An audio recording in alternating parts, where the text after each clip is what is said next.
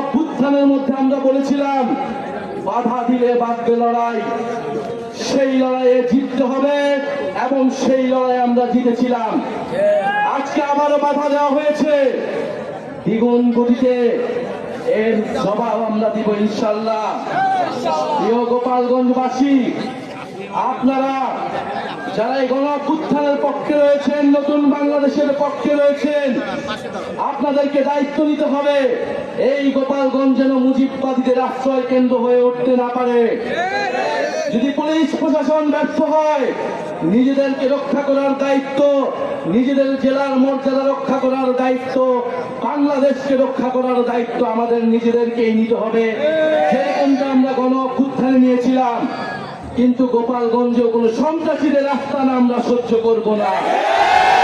মুজিববাদীরা মুক্তিযুদ্ধকে কলুষিত করেছে, গোপালগঞ্জকেও কলুষিত করেছে। সেই গোপালগঞ্জকে আমরা আবার পুনরুদ্ধার করব, আবার সমুন্নত করব।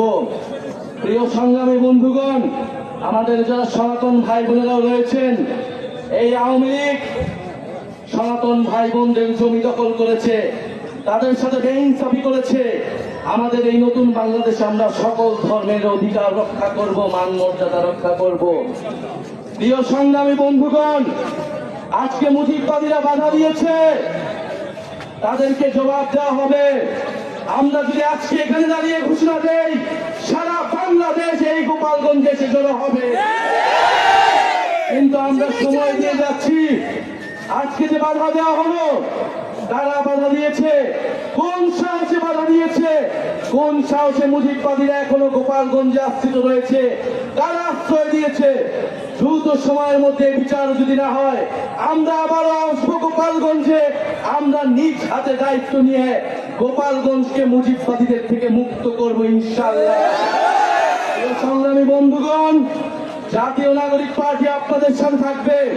বাধা বিপত্তি যা কিছু আসলে আমরা আজকে শেষে এখানে দাঁড়িয়েছি, আমরা আবারও আসবো। জাতীয় নাগরিক পার্টি আপনাদের সাথে থাকবে। মুজিববাদের কবর রচনা করে, ৭২-এর সংবিধানের কবর রচনা করে গণতান্ত্রিক বাংলাদেশ গড়ে তুলব, এটা আপনাদের কাছে আজকে আমাদের ওয়াদা।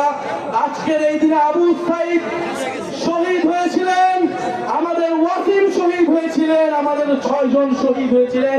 সেই শহীদের রক্তে